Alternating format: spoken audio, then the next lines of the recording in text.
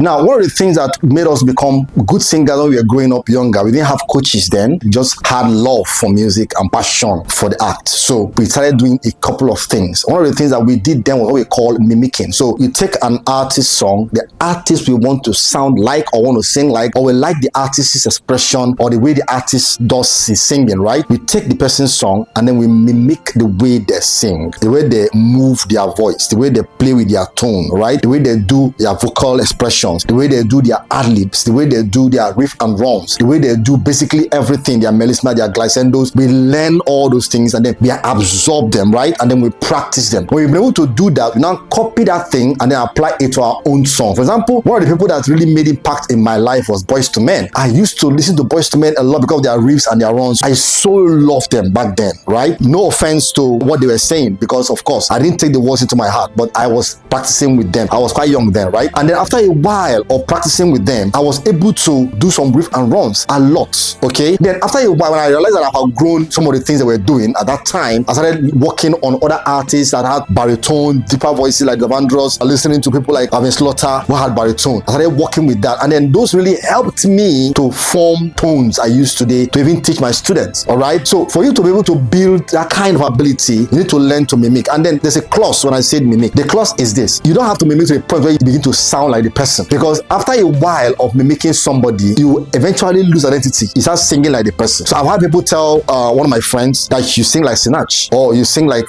Frank Edward, and they'll be like, wow, why? Of course, ask them. They'll tell you that there was time when they were chewing on those songs for a very long time. They sang like them, they loved them, because most times you gravitate towards what you love. You become like that thing, all right? So eventually they start sounding like those artists. So to avoid that, whenever you finish mimicking an artist, try to modify what you learn, all right? Bring it into your own personal life. Understand your vocal range and then turn that thing that you practice into what your vocal range can take, and then practice with it, all right? Until your subconscious understands the way you would like to deliver it when you are on stage. Because if you don't do that, the problem is this: after a while, you start singing like that person. I've seen that happen a lot of times. So in mimicking others, don't forget that you might lose yourself in the process. So do not lose yourself in the process of what? Learning from other people. But this tool has helped a lot of singers become great singers without going to voice training, going for music school, just because they had discipline, they kept practicing, they kept taking up those things that they were doing until they became as good as they are today.